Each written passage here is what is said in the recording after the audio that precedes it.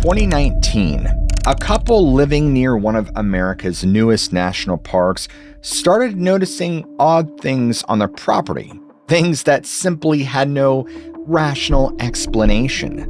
Over the course of several years, however, the two of them came to believe the impossible, that there are more things in the woods than we've been told. By obtaining what they believe is photographic evidence of their sighting, this couple joined thousands of other people with similar experiences in America's national parks. Today, we're telling 3 of these stories, each one more disturbing than the last. You won't want to miss this one.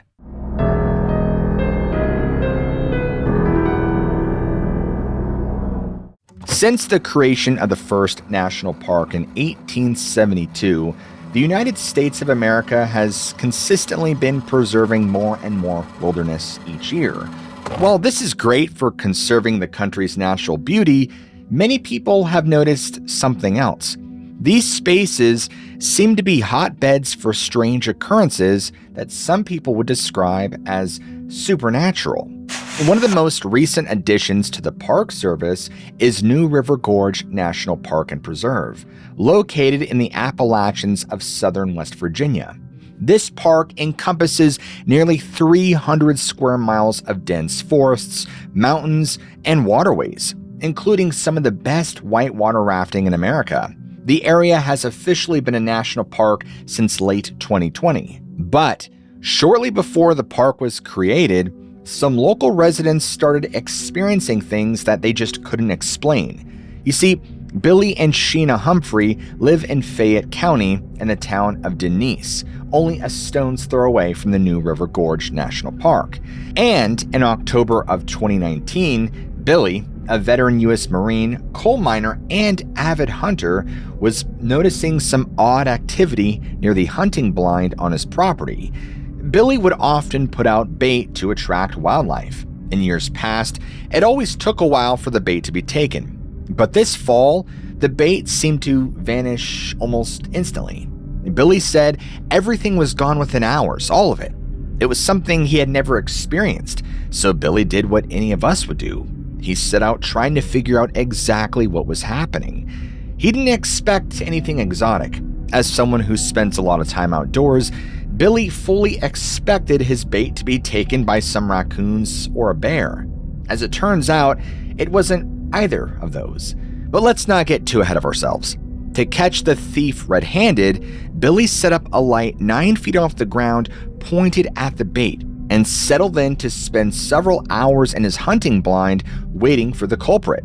He didn't have to wait long, because on the second night, something approached the bait, something he had never believed in before.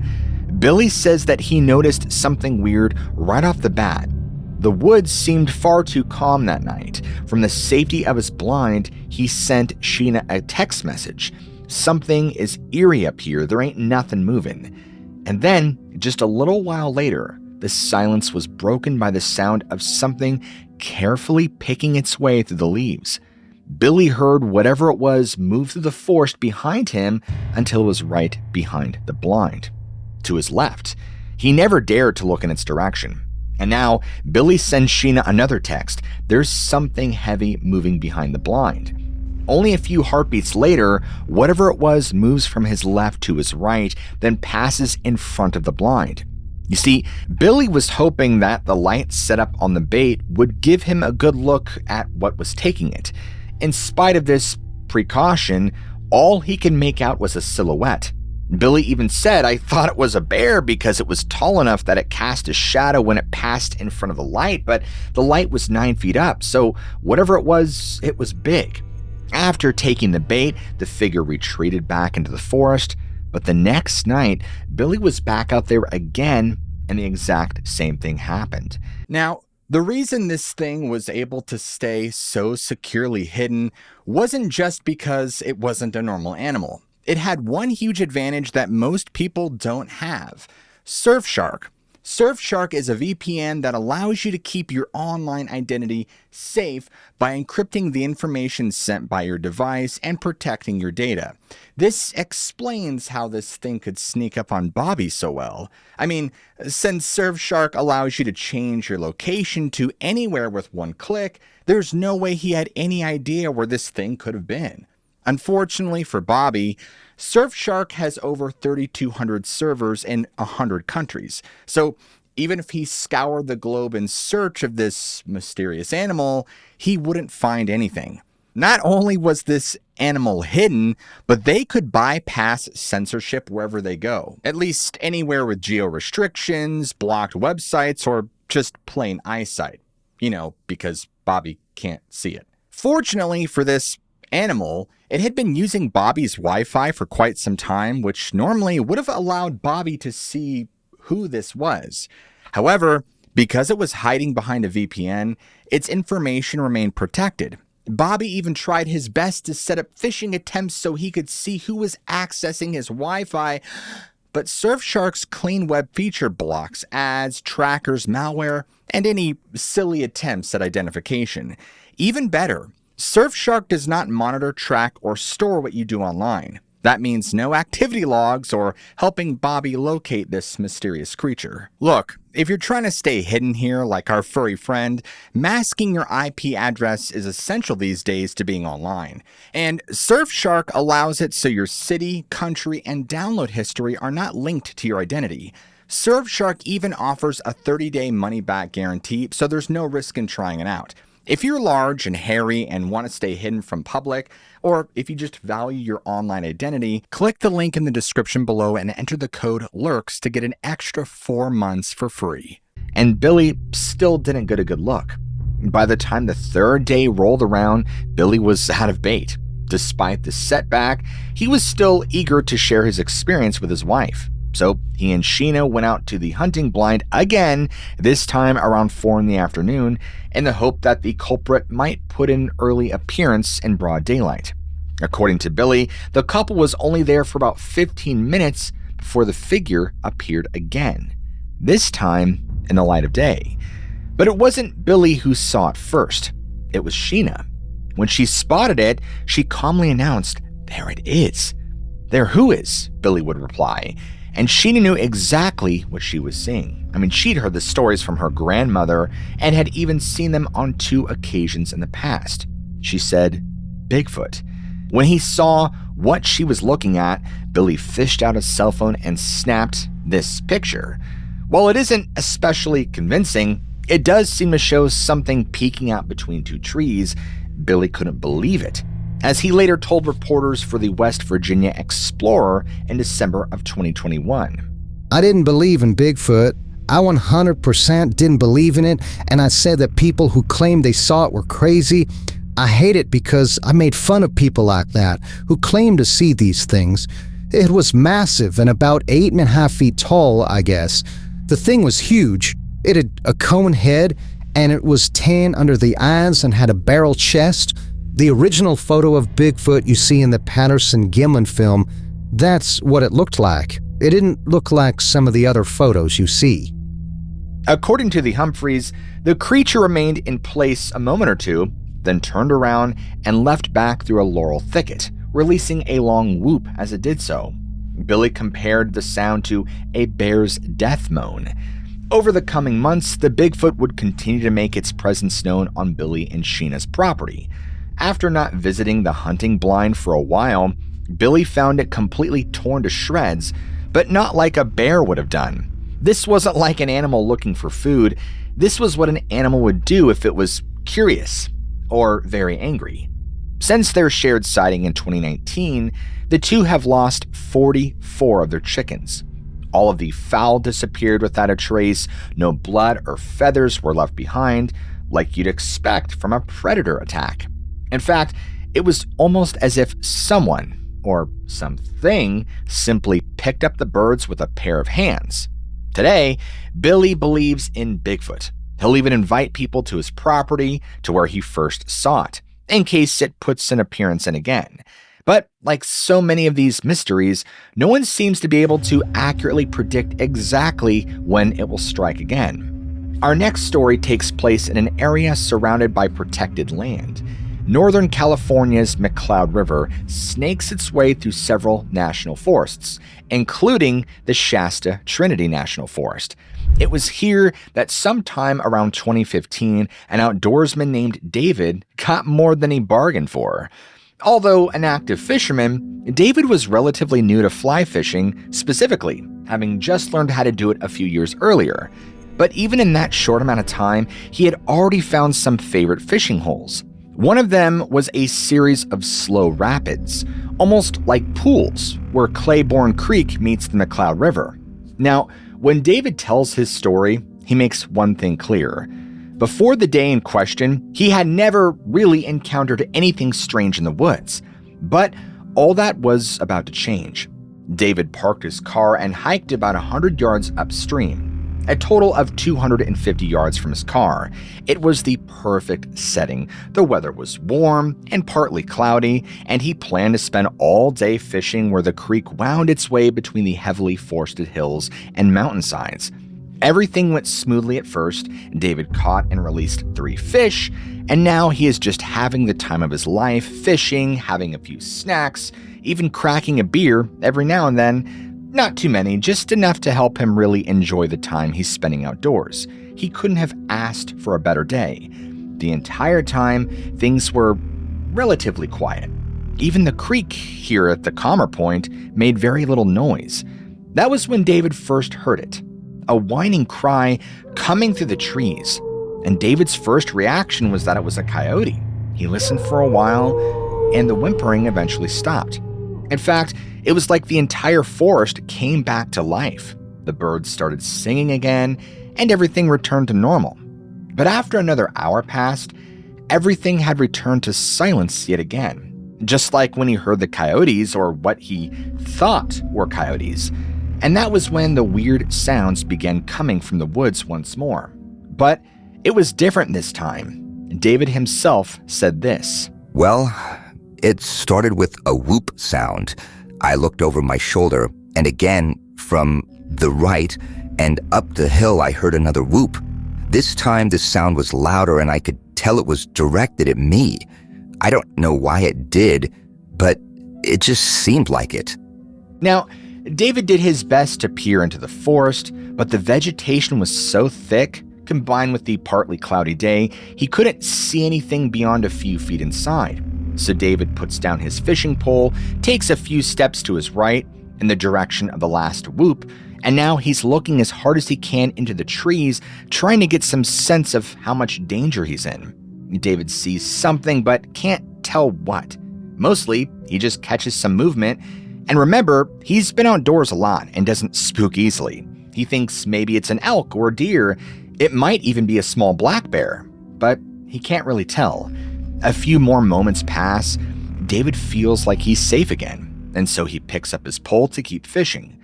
But the moment his hand touches the pole, he hears something.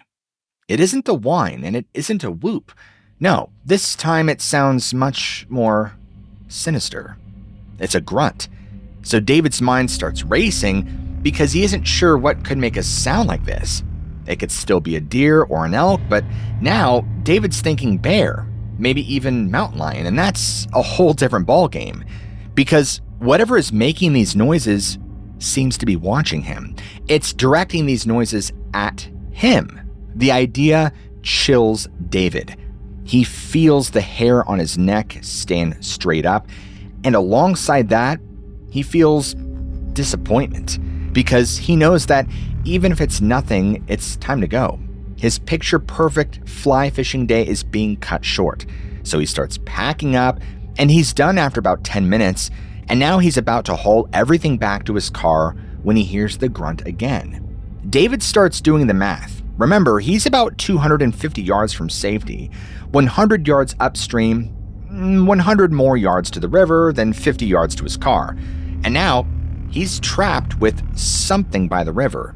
Normally, David would have taken his time. I mean, after all, he had a lot of gear, but he knows that he has to get out and get out fast. But as he sets off in the direction of his vehicle, he realizes something. The path takes him straight in the direction of whatever is grunting at him from the trees. David said this: I ended up getting around a small bend, putting that section behind me quickly, and before me was a pretty straight stretch leading to the river. However, the next thing I knew, I noticed movement again out of the corner of my eye, just up the hillside in the trees, and I stopped for a moment to look, and that's when I saw a large, dark brown figure walk.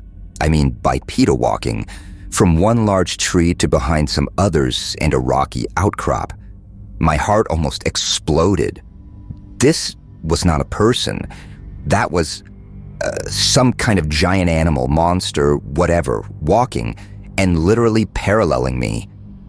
Well, as frightening as this is, David said that what happens next makes his blood run cold, because the thing is no longer grunting, it's growling. And now David picks up the pace, and the entire time he's moving, he's processing what he's just seen, something walking like a human but completely hairy, and he's trying to make it make sense, but it doesn't. And the whole time he's hearing this thing walking alongside him, 40 yards away at the most, just crashing through the forest. He starts thinking crazy thoughts like how maybe he can jump in the river and ride the current to safety. David gets within eyesight of the main river. It's about 50 yards ahead, just past one final bend. Again, the way out of there is going to bring him even closer to the thing that's stalking him. And to make things worse, this part of the trail is choked with debris, rocks, and scrub that are all going to slow him down. And that was when this thing screamed at him. David said this: The scream must have been about 40 yards away, but it felt like it was right in front of me.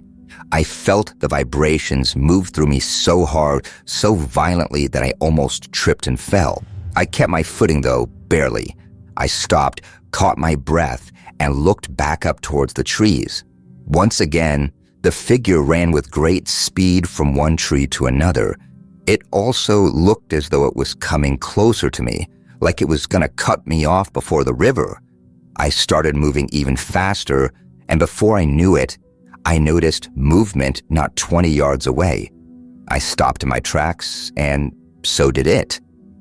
And now, for the first time since his day started, David gets a good look at this thing, and he only knows one word for it: Bigfoot. Now, with a clear view, he can make out more details. The arms are long, the eyes, which are staring at him, are wide open and like those of a human being. The hair covering its body is darker than David thought at first. It's also longer, covering its chest, which is heaving up and down, taking heavy breaths. That's when David notices that the thing is a female. It has obvious breasts underneath the thick coat of hair. David instinctively drops his eyes to the ground. Somehow he manages to start walking again and doesn't look back up. But he knows that the thing is still there. He can clearly hear it pacing him back to his car. After a final grunt and one last whoop, David reaches the larger, easier path that skirts the banks of the McCloud River. Only now does he take one final glance over his shoulder. He said this: She was still standing there, not in the open, but halfway behind a tree. I did not stare this time, but I did see her that one last time. I turned down the larger trail and out of sight. Within moments, David was back at his car, and while he still fly fishes today, he's never returned to Claiborne. He got the message that day loud and clear. Not far from David's encounter sits Lassen Volcanic National Park, and it was here that a truly chilling encounter unfolded in 1986. Sometime that summer, Christopher Sutton had decided to visit the park with his mother and Amy, his younger sister. You see, Mount Lassen is a dormant volcano, and their plan was to hike a few of the backcountry trails to see some of the geothermal features, as well as the surrounding pine forests. Their path was to take them past Cold Boiling Lake to the east of the park's main volcanic portion. Chris and Amy planned to hike 9 miles in one direction, then rejoin their mother where she had reparked their car. Well, the siblings set out well prepared that day. In addition to their map and compass, they also carried a good amount of water, which was essential. But they were reaching the end of their 8th mile, just before they would break off from the trail to meet their mother, when Chris's sister stopped dead in her tracks. According to her brother, Amy said nervously, "Chris, I think we should turn around, like right now." Chris was immediately irritated at his sister suddenly getting spooked, and he shot back, "Amy, we're almost to the side trail back to the car. It's too far to hike back the way we came." And with that, Chris pushed forward to the south, certain that they would see the trail to the parking lot any minute now. Although Amy didn't want to take another step, she forced herself to follow him. The only thing that Chris could figure was that she didn't want to be left alone. But just because she followed her brother, it doesn't mean she felt any safer. "Chris, please. I feel really scared here. I think we're in danger." And Chris stopped and looked at his sister and was surprised at what he saw. She seemed on the verge of tears. It was enough to make him stop and consider her request. And then Chris looked back in the direction they were headed. What had Amy so spooked, he had thought?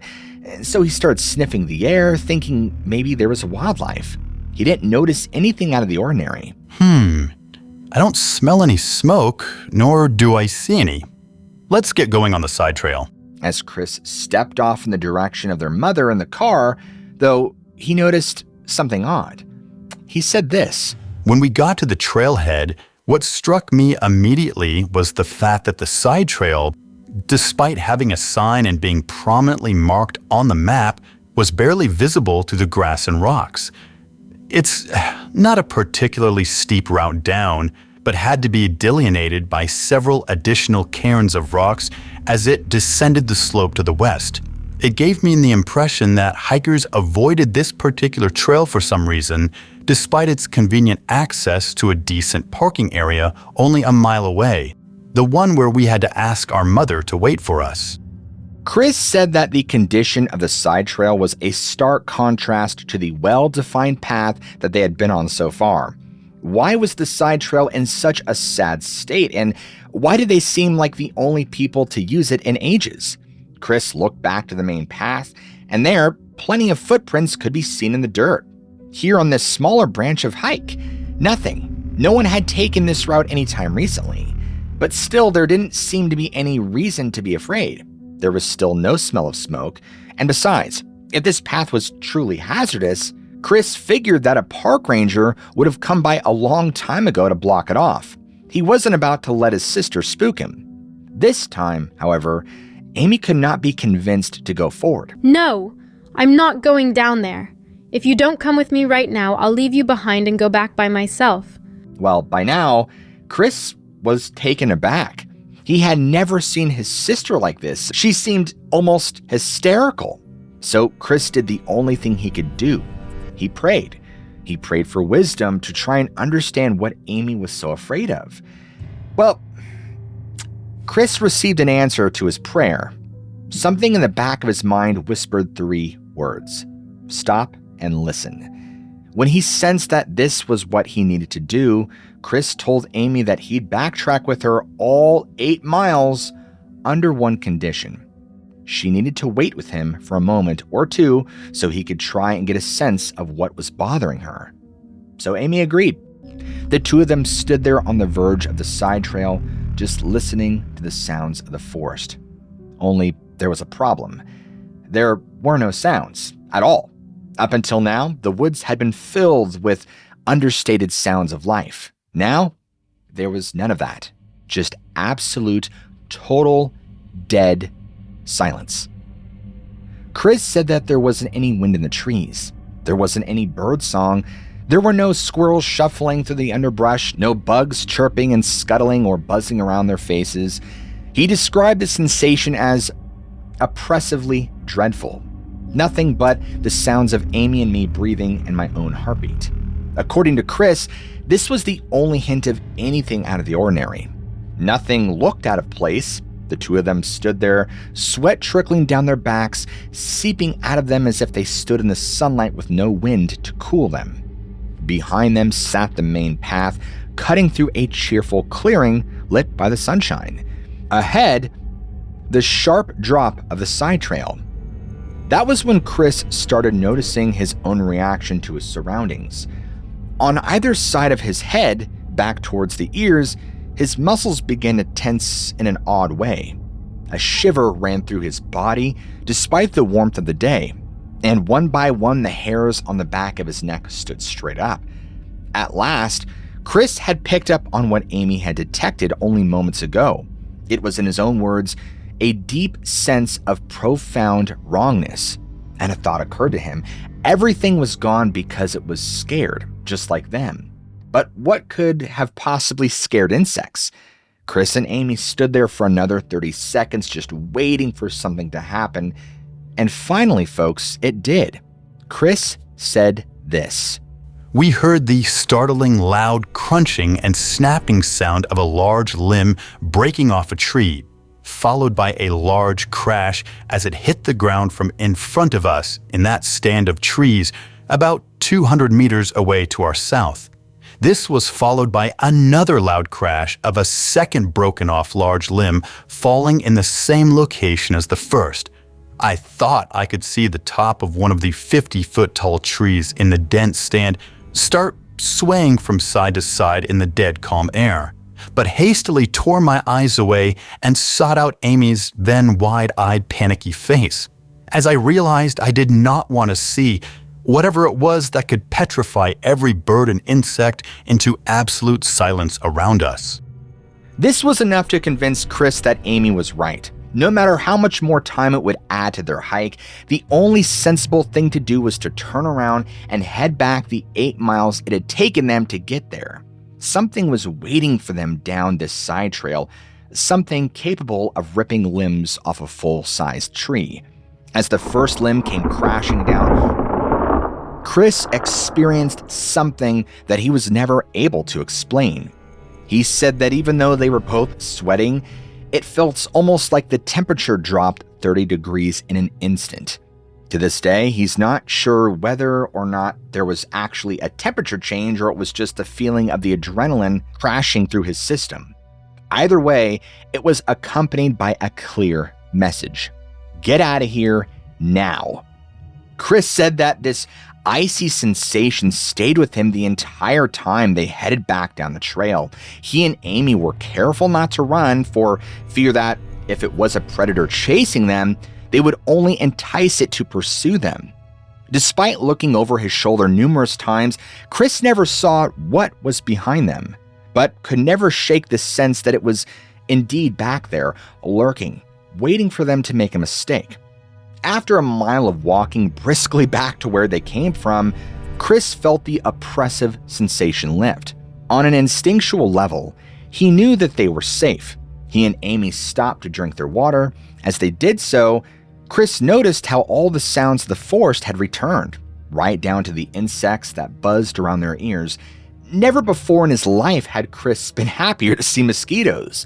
After the two of them had caught their breath, Amy told him, Chris, I really thought we were going to die back there in some sort of horrible way if we either went any further on the main trail or went down that strange cutoff trail you wanted to use.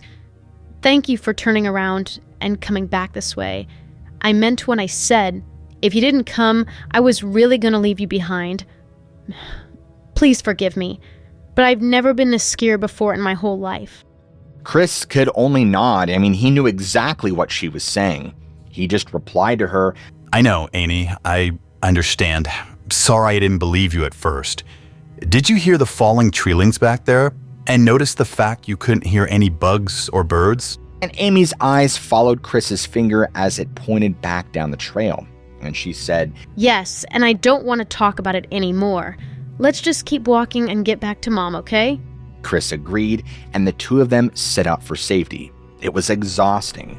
Remember, this was before cell phones, meaning that Chris and Amy had to hike back to the trailhead, then cover the distance back to the parking lot along the main road. They hiked around 20 miles that day instead of the 9 they had originally planned. Talk about exhausting. In the years since, Chris has tried to relocate that side trail on maps of Lassen Volcanic National Park. He claims that he can no longer find it anywhere online, despite knowing the exact area where it should appear. Chris is at a loss as to not only this mystery, but the lingering question of what happened that day in 1986. He said this: "Why was that particular trail abandoned? I never found out what we had almost encountered, and I'm glad we never did." What do you think it was? Just their imagination, or another Bigfoot, or something even more dangerous? Because all of you watching have reached the end of this episode, I want you to all comment down below. Make like a tree and leaf. That way I know who made it to the end and who didn't. And if you guys enjoy content like this, where we look at mind-blowing accounts of the mysterious and supernatural and other strange, creepy, bizarre cases, then what are you waiting for? Smack that like and subscribe button for more content just like this. As always, never forget, I love you all. Keep an open mind, and I'll see you guys in the very next episode.